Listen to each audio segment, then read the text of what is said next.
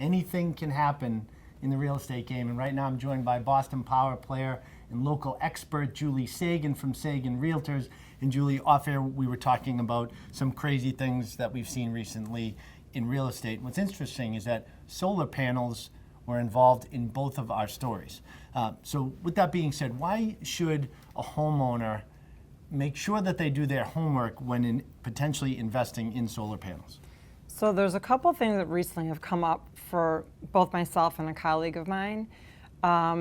Both of us had sellers that had solar panels, and in one instance, the buyer was purchasing the house, and that company transferred the ownership of those solar panels to the new homeowner. It was flawless. It was seamless. The new homeowner was going to pay their monthly fee and take over the solar panels. In another case, we had a seller that we found out after negotiating on a purchase price and we were ready to go to a closing. Both attorneys found out that that particular company who installed the solar panels put a lien on the property. So you can't close when there's a lien on the property. And in order to wipe that lien out, the seller had to pay $24,000 to take the lien off. Wow, so that's a big horse pill to swallow. Yes. The seller had to take that one.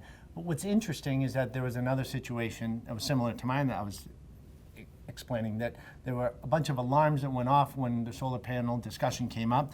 Ultimately, it was a seamless transition. We just needed the details to the contract, but it all comes down to the fine print. It does. And most people, when they're buying solar panels or leasing them, however the wording is, they're being sold from a salesperson. So most everybody isn't reading all of the fine print.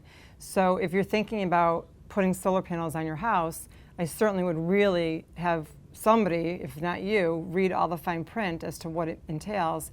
And if you do already have solar panels on your house and you're getting ready to sell your house, I would understand what is going to happen when you try to transfer that over so that you are prepared, you and your attorney know what needs to be done. Yeah, it makes sense to untangle that situation up front if you already have them. And more importantly, if you're going to put them on, you have to understand what it's going to take to get out of the situation. Exactly. If you're going to sell. Thank you, Julie. And if you're up in the Swampscott Marblehead market and would like to connect with Julie and her team directly, if you have real estate questions or looking to buy or sell your home, you can go to her website at juliesagan.com.